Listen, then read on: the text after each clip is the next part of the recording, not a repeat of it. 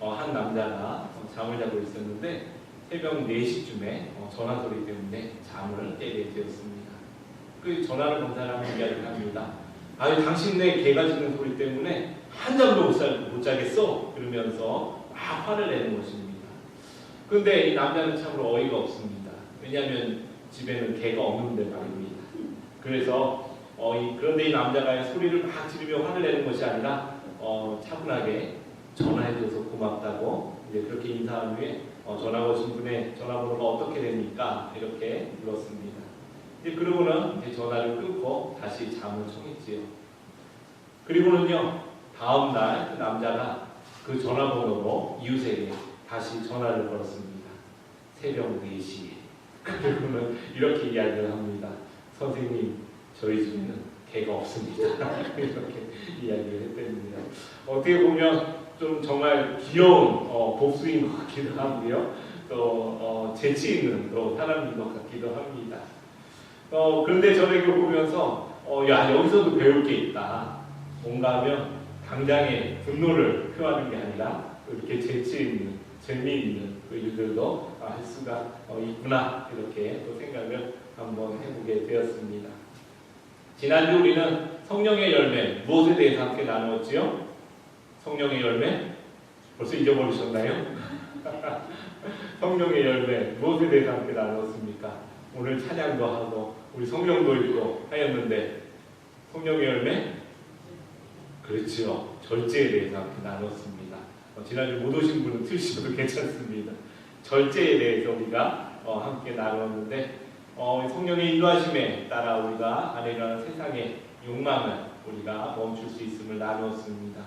지난 한 주 말씀을 가까이 함으로 성령의 인도하심에 따라 절제 열매를 맺으셨습니까? 2015년 우리 삶 가운데 성령의 열매가 많이 맺혀지기를 다시 한번 축복합니다. 오늘은요, 성령의 열매, 우리 온유에 대해서 함께 나누어 보기를 원합니다.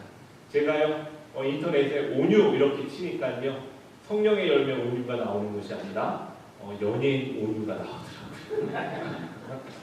그래서 사람들에게는 어떻게 해요? 온유한 삶보다는 온유라는 사람이 더 관심이 많다는 것을 알게 되었습니다. 여러분, 온유한 사람 하면 어떤 사람이 제일 먼저 떠오르십니까? 온유한 사람. 온유한 사람 하면 마음에 딱 떠오르시는 분이 계십니까? 여러분이 그동안 만났던 분들 가운데 혹은 여러분과 요즘 관계를 맺고 있는 분 가운데 온유한 사람 하면 어떤 분들이 떠오르시지요? 설교를 준비하면서 제가 온유한 사람들이 어떤 사람들이 있을까 제 주위에 이러면서 머리에 떠올려 보았습니다. 근데 참 한 가지 놀라운 사실을 알았습니다. 생각만큼 쉽게 떠올려지지가 않았다는 거예요. 금방 떠오르지가 않더라고요. 온유한 사람 하면. 그러면서 한 사람씩 제 주위에 있는 분들을 이제 떠올려 보았습니다. 그러다가요, 권사님이 떠올랐습니다. 우리 남궁 권사님을 생각하면서요, 그래, 성가대 끝나고 이렇게 기도해 주시는 모습 속에서 그렇게 참 온유한 모습, 그리고 만날 때마다 고맙다고 해주시고 참 좋다고 해주시고 감사하다고 해주시는 또 그런 모습을 통해서 그래, 저런 모습이 온유한 모습이지 라는 또 생각이 떠올랐습니다. 그리고 또 한 분이 더 떠올랐는데요, 제 논문 지도를 해주셨던 이제 교수님이 떠올랐습니다. 벌써 논문을 제가 학사 논문을 쓴 지가 거의 이제는 거의 20년 가까이 되는 이제 그런데 그 가운데서 우리 교수님께서 이제 얼마 전에 그 페이스북을 통해 그 얼굴을 뵈었더니 그 얼굴이 이제는 머리에도 하얀 서리가 내리시고 이제는 눈썹에도 하얀 서리가 내리셔서 그 얼굴을 뵀습니다. 근데 제 논문지도 해주실 때만 해도 굉장히 날카로운 분이셨거든요. 아주 바른 그런 이미지를 갖고 있는 그런 분이셨는데 그 얼굴을 뵈니까요, 이제는 그 얼굴이 참으로 부드러운 모습으로, 그리고 부드러운 가운데 또한 뜻이 있는 그런 모습을 제가 볼 수가 있었습니다. 그러면서 그 생각을 하면서 그래, 저 권사님처럼 우리 교수님처럼 저런 삶의 모습으로 내가 온유한 사람의 모습이 되어갔으면 좋겠다. 이런 생각을 한번 해보게 되었습니다. 히라보 원어로 온유는 프라우테스라는 그런 단어입니다. 그런데 이것이요, 이제 히라보는 우리말이 아니니까 이제 우리말로 번역되다 보면 이제 온유라는 단어 외에도 유순함, 얌전, 또 친절, 겸손이라는 단어로 번역되어집니다. 한마디로 말하면 온순한 사람 하면 사람들이 떠올리는 것은 순한 사람을 떠올리게 된다는 겁니다. 남이 막 비난해도 같이 비난하거나 화내지 않고 또 무엇을 부탁하면 그냥 거절하지 않는 그런 사람의 모습이 떠올려집니다. 그러다 보니까요, 세상은요, 온유한 사람, 온유함에 대해서 좀 유약함이나 또는 비겁함의 동의어로 쓰여지기도 합니다. 오히려 온유한 사람에 대해서 세상은요, 경멸합니다. 왜냐하면 온유한 사람은 자기 걸 잘 못 챙기고 왠지 손해보고 패배자로 살아가는 모습으로 여겨지기 때문에 그렇습니다. 그러나 성경에서 가르치는 온유한 사람은 단순히 순한 사람, 그리고 단순히 나약한 사람을 의미하지 않는다는 것입니다. 온유는요, 선하고 친절하게 행동하고 또한 힘과 평온이 있고 또한 건강한 자긍심과 자제력을 보이는 것을 의미한다고 합니다. 절제와 마찬가지로요, 온유는요, 어떤 타고나는 성품이 아니라 성령의 열매로서 맺혀져 가는 것이라는 것입니다. 온유는요, 그냥 가지고 태어나는 성품이 아니라 성령에 따라 살아갈 때에 우리의 삶 가운데 깎아지고 다듬어진 모습으로 나타나는 것이 온유라는 것입니다. 오늘 온유에 대해서 더 생각해 보면서 우리 이 말씀 함께 읽기를 원합니다. 오늘 함께 읽도록 하겠습니다. 준비 시작. 주의 종은 마땅히 다투지 아니하고 모든 사람에 대하여 온유하며 가르치기를 잘하며 참으며 거역하는 자를 온유함으로 훈계할지니 혹 하나님이 그들에게 회개함을 주사 진리를 알게 하실까 하며. 자, 이 말은요, 디모데후서에 있는 말씀입니다. 이 디모데전서, 디모데후서는요, 바울이 디모데라는 그 제자에게 주는 서신과 동시에 또한 교회 지도자들 또 그리고 우리 성도들에게 주는 삶에 주는 굉장히 중요한 삶의 또 여러 가지 이야기들이 있습니다. 제 개인적으로는 좀 목회자로서 당황스러울 때가 어떻게 행동해야 되지? 라는 생각이 들 때가 있습니다.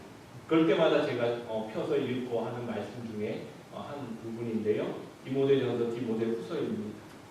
그런데 여러분, 본문에서 온유라는 단어가 사용되어지고 있는데 그 단어가 사용되어지는 의미를 한번 잘 보시기를 바랍니다. 단지 온유라는 것이 성품을 나타내는 것이 아니라 다른 사람을 대하는 태도에서 나타나는 것임을 우리가 볼 수가 있습니다. 지난주에 절제는 무엇입니까? 절제는 우리 마음 가운데 일어나는 생각들, 우리 마음 가운데 일어나는 욕망들을 어떻게 해요? 성령의 도우심을 받아 멈추는 것이다 라고 제가 말씀을 드렸습니다. 밖으로 드러나지 않는 것이지 그 마음 안에서 절제하게 되는 겁니다. 내 안에서 멈추게 되는데요, 온유는 오히려 안에서 멈추는 것이 아니라 온유는요, 다른 사람에게 표현하는 방식이라는 것입니다. 만약에 절제는 내 안에 일어나는 분노를 멈추는 것이라면 온유는 내 안에 이런 분노를 일으키게 했던 문제에 대해서 표현하는 방식이 된다는 것입니다. 바울이 디모데에게 이렇게 권면합니다. 주의 종은 다투지 아니하고, 자, 주의 종이 다투지 아니한다, 다툰다라는 것은 어떤 상황입니까? 문제가 있는 상황입니다. 갈등이 있는 상황이지요. 그리고 또한 뭐라고 이야기합니까? 거역하는 자를 어떻게 해요? 온유함으로 훈계할지니 라고 이야기를 합니다. 그런데 이 거역한다는 단어는요, 이 거역하는 것은 단지 사람을 거역한다는 의미가 아닙니다. 주의 종이 가르치는 하나님의 말씀을 거역한다는 의미를 가지고 있지요. 때로는 지도자들이 잘못하는 일들이 있습니다. 그럴 때는 우리 동역자들이 서로 권면하면서 지켜가야지요.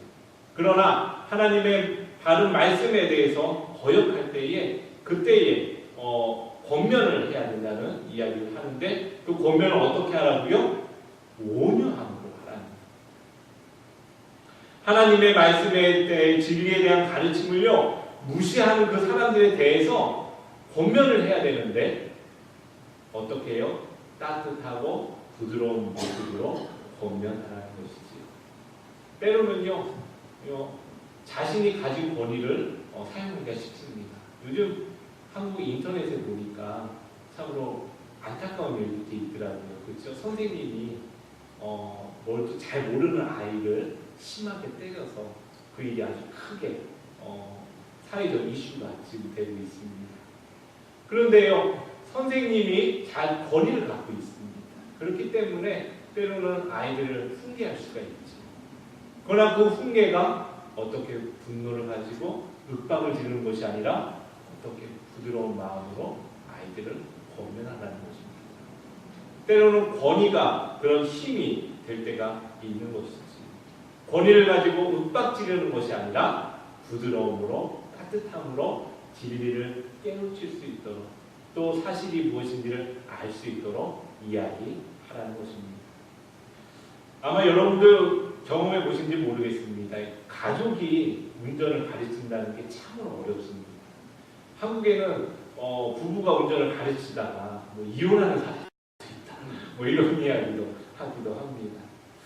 저는 가족에게 운전을 가르치는 분은 참으로 대단한 분이다라는 생각이 듭니다. 왜냐하면 저도 이하영 목사가 처음 이제 운전을 배우기 시작할 때 제가 옆에서 가르쳐 준다고 같이 탄 적이 있습니다. 그랬다가 그날 아주 크게 싸우고는 이혼까지 하지는 않았지만 아주 그날은 가르치는 것을 포기한 적이 있지요. 사실 제가 잘못된 걸 가르치는 건 아닙니다. 차선을 바꾸려면 조금 일찍 바꿔라. 그리고 갈 때 속력을 너무 내면 안 되니까 규정 속도를 항상 지켜라. 이런 가장 기본적인 것들을 조언하게 됩니다. 근데 제가 어느 순간 제 감정에 부딪혀서 그 힘을 이기지 못하고 부드러움과 따뜻함을 잃어버리니 온유한 표현을 잃어버리니까요 서로 다툼이 되더라는 것입니다. 오히려 갈등이 되어진다는 것이지요. 그래서 권면이나 교훈이 아니라 무엇을 끝이 납니까? 갈등과 다툼과 때로는 그게 심하면 서로를 원수 맺는 일까지도 가는 일을 우리가 보게 된다는 겁니다. 인간관계에서도 아무리 옳은 말을 할지라도 그것이 강압이 되어진다면 그것은요 옳은 말이 아니라 듣는 이에게는 폭력이 되어진다는 거죠. 때문에 온유라는 것은 내가 옳은 것을 하고 있을지라도 우리가 따뜻함과 부드러움을 잃지 않는 것을 이야기한다는 것입니다. 그래서 바울은요 디모데에게 훈계합니다. 네가 목회 사역을 하는 가운데 늘 그 온유함을 잃지 말 것을 이야기하고 있는 것이지. 그런데 여러분에게 한 가지 질문을 드려보고자 합니다. 여러분 정말 온유해지기를 원하십니까? 여러분 진정으로 내가 성령의 열매를 맺으며 살아가야지 이런 마음들을 가지고 살아가십니까? 먼저 한번 스스로에게 질문해 보시길 바랍니다. 나 정말 성령의 열매를 맺고 살아가고 싶은가? 내가 정말 예수님 닮은 인생을 살아가고 싶은 그런 삶을 살아가고 있는가? 한번 스스로에게 질문하면서 우리 스스로의 삶의 목적과 동기를 분명히 할 수 있기를 간절히 부탁드립니다. 그런데 우리가 어떻게 온유의 열매를 맺을 수 있느냐는 것입니다.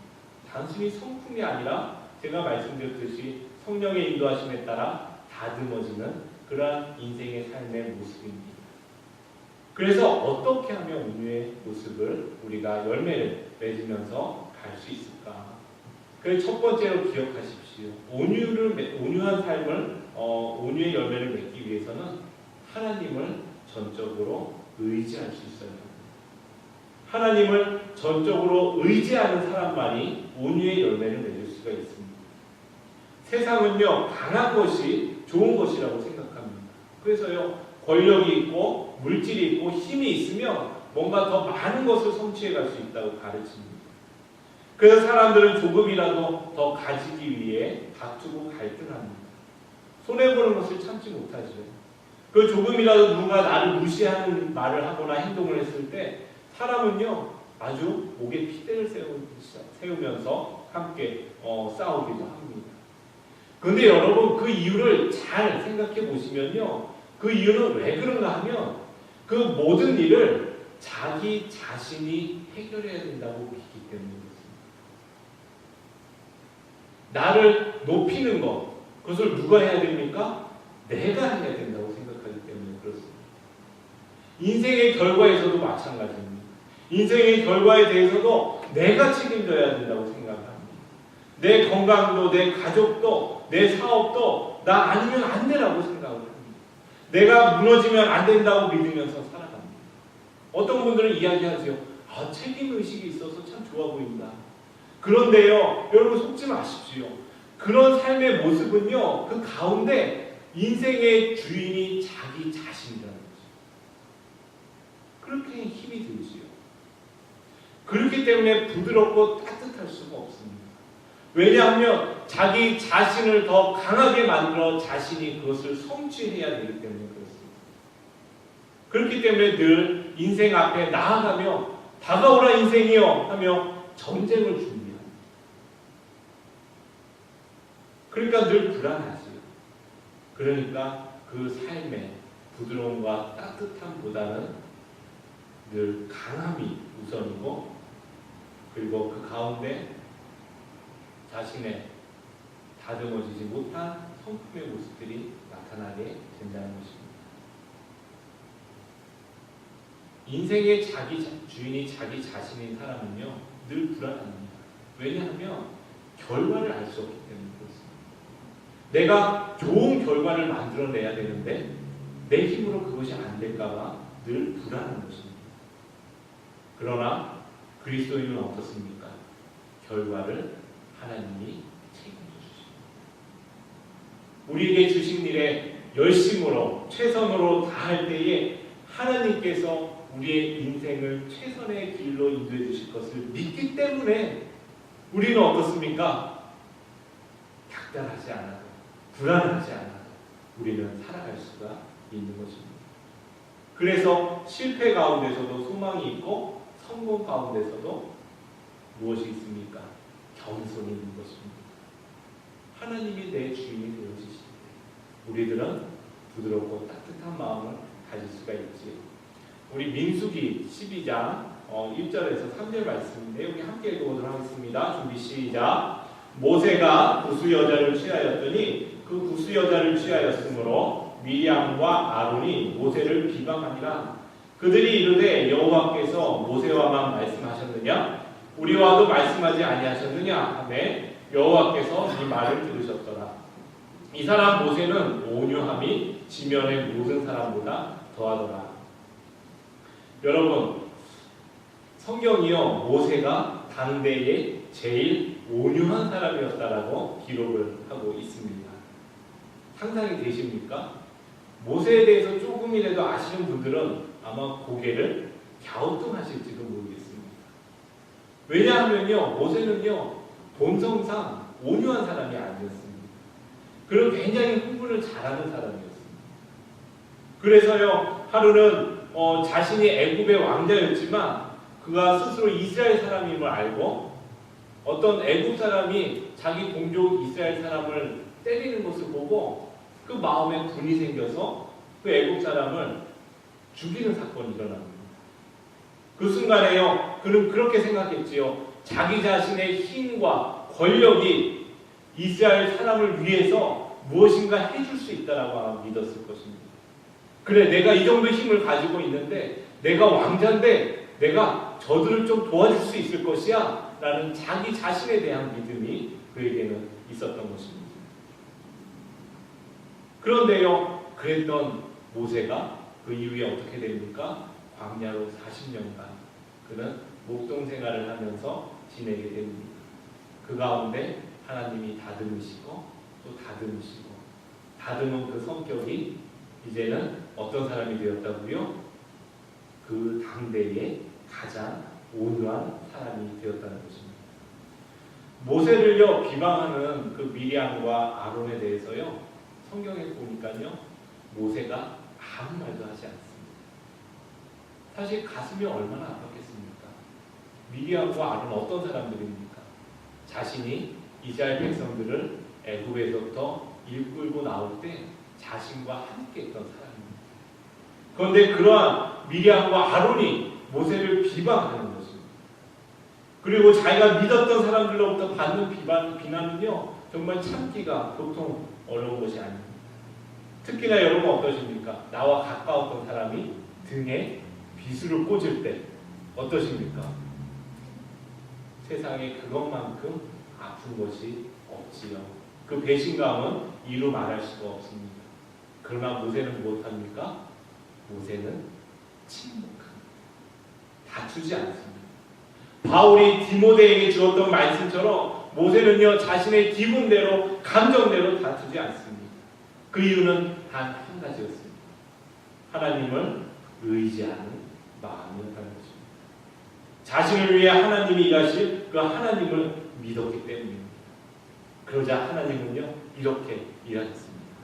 우리 함께 읽어보도록 하겠습니다. 준비 시작. 그와는 내가 대면하여 명백히 말하고 은밀한 말로 하지 아니하며 그는 또 여호와의 형상을 보거늘 너희가 어찌하여 내 종 모세의 비방하기를 두려워하지 아니하느냐? 여호와께서 그들을 향하여 진노하시고 떠나가시네.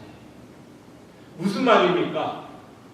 모세가 하나님을 의지하고 참고 하나님 앞에 무릎 꿇었을 때 하나님께서 모세를 위하여 일하셨다는 것입니다. 온유는요 나를 믿는 믿음이 아닙니다. 온유는요 나의 힘과 능력을 믿는 믿음이 아닙니다. 온유는요 하나님을 믿는 믿음 가운데 온유할 수 있는 것입니다. 우리가 판단하지 않아도, 우리가 행동하지 않아도, 우리가 원수를 갚지 않아도 우리의 억울함을 대신 행하실 하나님이 계시기 때문이라는 것입니다. 하나님을 믿는 믿음이 온유의 열매를 맺어가게 합니다. 무엇보다도 우리의 인생을 책임지시는 하나님을 의지하는 여러분 되시기를 간절히 축복합니다. 두 번째로 온유의 열매는요 하나님의 법을 마음에 품을 때 맺혀집니다. 사람들은요 온유함을 자칫하면 나약함으로 인식합니다. 스스로 자존감이 낮아서 그냥 누가 시키는 대로 하는 것, 스스로 자존감이 낮아서 그냥 누가 말하는 대로 그 길에 마음을 세우는 것이 아니라 오히려 성경에서 가르치는 온유한 사람은 자기의 삶의 분명한 기준을 가진 사람이라는 것입니다. 진리를 지키고자 하는 사람이지 하나님의 말씀에 순종하는 사람이라는 것입니다. 회사원은 무엇에 따르는지 아십니까? 회사원은 회사의 규칙을 따르게 됩니다.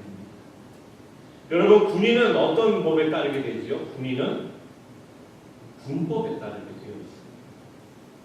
그리고요 학생은 어떤 규정에 따르게 됩니까? 학생은 학칙에 따라 움직이게 되죠.